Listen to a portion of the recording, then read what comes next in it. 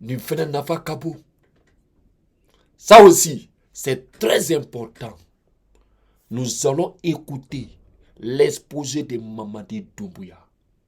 Nous allons analyser sa présentation. C'est très important. Ayantulomalone. Kumani hakili yesorona kumalido. Hakili yesorona barolero. Ayantulomalone. Antolomalone là. Bonjour à toutes et à tous. Bonjour. Je suis le commandant Mamadou Doumbouya de la République de Guinée. Je suis devant vous ce matin pour témoigner en fait de la perception des officiers français et étrangers servant dans nos pays africains. Donc avant ça, je vais d'abord vous présenter mon pays, qui est la Guinée, un petit pays. Un petit pays. La Guinée n'est pas petit pays. Mais on t'écoute.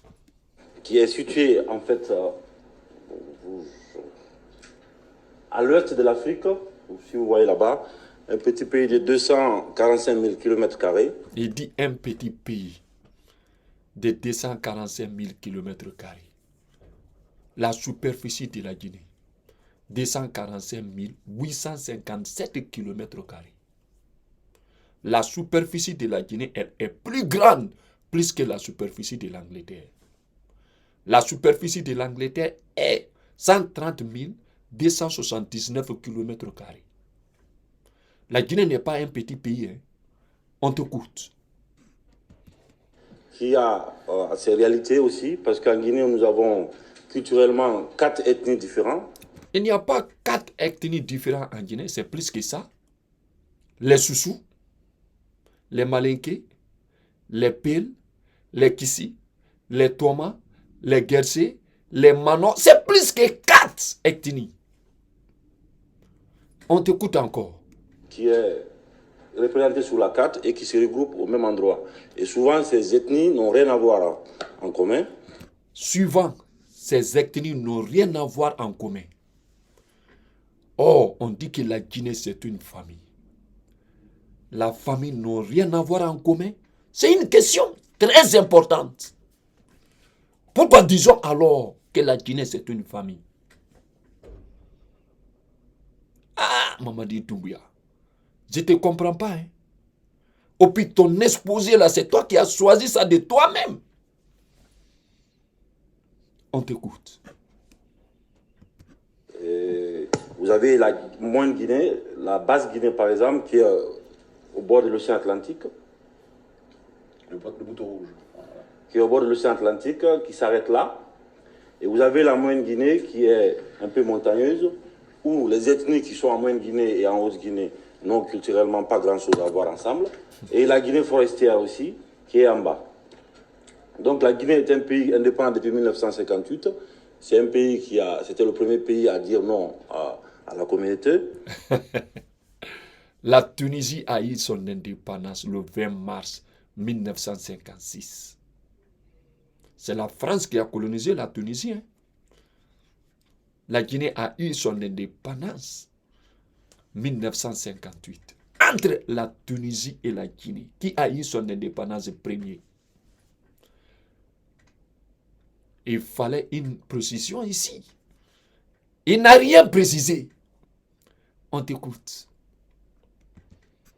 Et en 1958, donc on est à peu près 12 millions d'habitants. Donc l'armée guinéenne, c'est une petite armée qui fait à peu près 19 000 hommes, terre, mer, air confondus. Donc je vais d'abord, avant de vous expliquer, de rentrer dedans dans le but du sujet, c'est-à-dire la perception, je tenais quand même à préciser que ce témoignage, en fait, était pour moi un avis partagé, parce qu'avant de préparer ce témoignage, j'ai d'abord consulté mes camarades africains dans la promotion 25. Donc j'ai eu à parler avec les Ivoiriens, les Maliens, les Sénégalais, le Niger, le Nigeria, ainsi de suite, pour avoir leur avis sur la question. Et après, j'ai retenu les avis qui convergeaient. Donc tous les avis qui étaient de la même chose, c'est ce que j'ai rapporté ce matin. Pour la perception de ces officiers servant en Afrique, je peux dire par là que nous, les Africains, comme ceux qui ont déjà séjourné en Afrique, peuvent en témoigner. Les camarades européens, américains qui viennent dans nos pays sont tout à fait accueillis avec une grande fraternité d'armes. Donc, une fois qu'ils sont chez nous, je pense que c'est leur connaissance aussi sur l'Afrique est un peu théorique selon moi, parce que la plupart des coopérants qui viennent s'appuient sur tout ce qui est les ouvrages, ainsi de suite, mais où certains pensent que ce qu'ils voient à la télé, c'est ça l'Afrique, mais qui est un peu différent de la réalité africaine, qui est un peu plus complexe en fait. Donc, ils sont un peu, en fait, les Blancs qui viennent chez nous, qui demandent, qu'on appelle les Toubabs chez nous, souvent les questions qu'ils nous posent et d'où on pense que c'est un peu suspect ou c'est des renseignements qu'ils sont en train de faire, parce qu'il y a certains qui vont s'aventurer à savoir, par exemple, les moyens de nos armées, à savoir combien de chars vous avez ou combien d'hommes vous avez dans votre armée. Nous, Africains, on pense souvent que c'est un peu suspect de savoir combien d'hommes on a, parce qu'on ne le demande pas souvent, et que ces gens, s'ils veulent le savoir, ils peuvent suivre ça sur Internet. Donc, voilà. Et lorsqu'ils s'aventurent sur ces moyens, sur des sujets, en fait, qui touchent les moyens de nos armées, on prend ça comme suspect, en fait. Voilà. Donc, sur le plan professionnel, je peux dire franchement que les Français qui partent en Afrique, chez nous, c'est des gens qui sont compétents en matière, qui connaissent leur travail, Oui. et qui le font très très bien. Merci. Là-dessus, là, on n'a rien à dire là-dessus.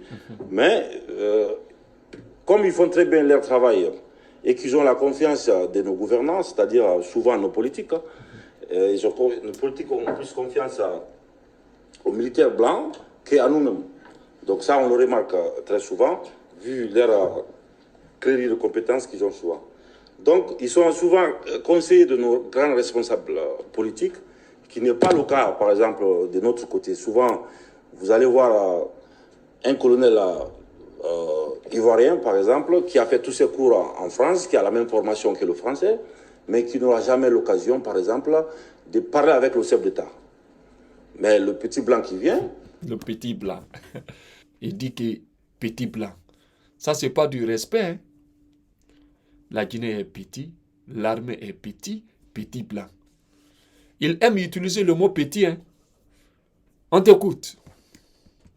Lui, tout de suite, il a le contact avec le président, et ce qui devient un peu frustrant pour nous, et on s'est dit, mais pourquoi faire confiance à ces gens-là, et pourquoi pas nous? Donc, quand je discutais avec mes collègues de la 25e promotion, souvent, ça sortait un peu sur nos débats. Voilà. Et ils ont le pouvoir de faire changer les choses rapidement, ça c'est vrai. Par exemple, moi, en Guinée, l'année dernière, j'ai demandé les munitions pour faire des tirs. Mais les munitions, je ne les ai jamais eues. Parce que pourquoi je vais les avoir, les munitions? Parce que si je pense les munitions, selon les politiques, je suis capable de faire un coup d'État. Ah, si on te donne la munition, tu es capable de faire le coup d'État. Ça, c'était en 2017. 2021, on t'a donné, tu as fait le coup d'État. Waouh. Mais dans ton exposé là, pourquoi tu as dit ça? C'est-à-dire, quand on te voit avec la munition, quand un blanc voit un noir dans son pays, il a la munition, c'est-à-dire le blanc là peut penser que le monsieur là peut faire le coup d'État.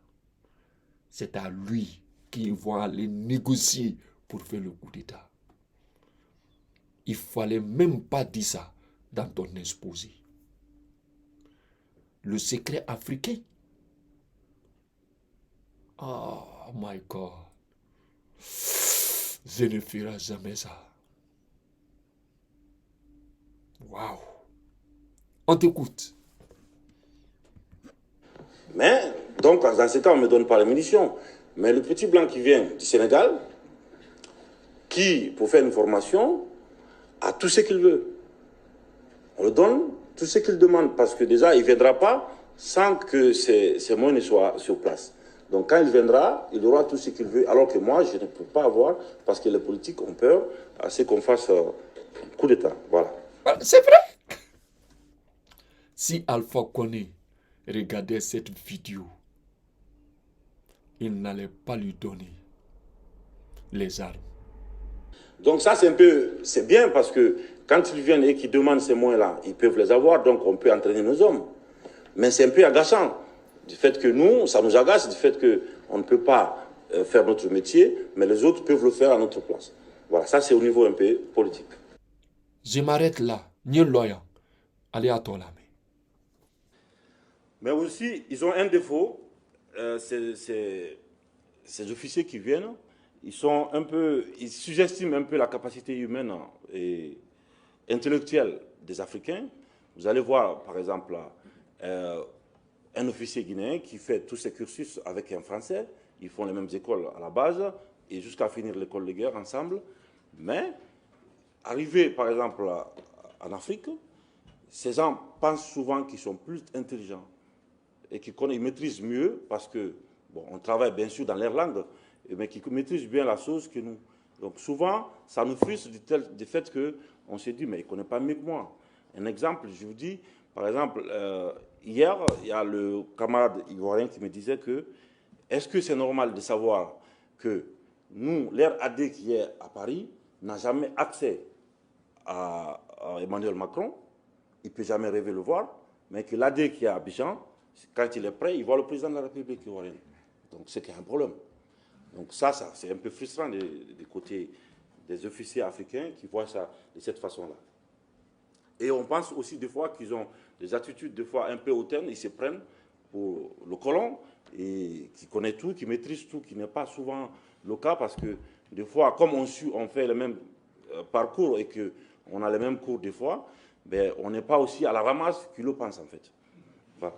Sur le plan privé, en fait, les homologues qui viennent, ils privilégient deux fois et très souvent les circuits qui sont touristiques, c'est-à-dire quand ils viennent dans le pays, la première chose qu'ils demandent, c'est de voir les chutes d'eau ou de voir tout ce qui est touristique. Mais la vie des homologues africains ne les intéresse pas trop. Voilà. Donc ils s'en foutent un peu parce que c'est déjà connu. Et ça, c'est un peu agaçant des fois.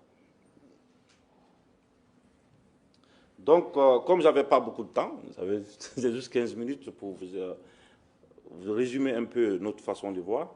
Je pense que le regard, en fait, des militaires étrangers en Afrique a un peu évolué au fur du temps. Et hier, ils étaient vraiment automatiquement, quand on voit un blanc, pour nous, il était compétent, il savait son travail, il connaissait son métier. Mais aujourd'hui, on a aussi une vision un peu critique de ce qu'ils font et ce qu'ils nous expliquent. Parce qu'aujourd'hui, on a plus accès à l'information que c'était avant. Voilà. Et pour dire cela, je peux dire que les Blancs qui viennent, en fait, à la base, chez nous, ils ont, les Français, hein, ils ont l'intention de faire les choses, très souvent. Mais on se rend compte qu'ils n'ont pas souvent les moyens de leur politique, en fait. Parce que nous, on se dit, le Français qui débarque en Guinée, il vient avec, sur le plan militaire, hein, il vient avec des papiers. C'est la théorie qui vient. Mais l'Américain qui vient, par exemple, chez nous, il vient avec les moyens. Je vous explique, parce que l'Africain, on a l'habitude, nous, de faire comme ça, qu'on nous donne. Donc le Français qui vient faire cette tir, il va demander les munitions. Il va demander à ce que la Guinée mette en place toutes les structures pour venir nous entraîner. Ce qui était le cas avant la France, avant les réformes et tout, la France venait, ils venaient avec les Rangers, ils nous amenaient tout ce qu'il fallait pour s'entraîner. Mais aujourd'hui, comme tout est fermé, ils ne le font plus. Mais par contre, les Américains, quand ils débarquent chez nous, ils apportent tout ce qu'on peut avoir besoin. Et après, ils laissent tout sur place. Donc, il fait qu'on se pose la question, à savoir, est-ce qu'on est encore important pour ces gens ou pas? Parce qu'on n'est plus, en fait, des sujets très importants qui fait que, on s'entraîne moins, eux qui viennent maintenant avec moins de choses qu'avant. Alors qu'on a déjà pris l'habitude depuis nos indépendances de toujours avoir de la France, et aujourd'hui, ce n'est plus le cas. Donc, ça, c'est remarque. Beaucoup de gens me disaient que, ou pour les Français, on est plus important, ou parce qu'ils n'ont plus les moyens de leur politique, mais les Américains en ont. Donc, c'est un peu ma façon à moi de régimer un peu notre jugement, nous les officiers africains, par rapport aux officiers étrangers qui viennent. On sait bien sûr que l'Américain qui vient, automatiquement, il est obligé de traduire ses cours en français. Donc on a plus d'avantages de travailler avec le français, mais il y a ce défaut quand même qu'il faudra un peu remédier là-dessus. Donc, j'en ai terminé. Et c'était tout ce que j'avais comme témoignage ce matin. Je vous remercie.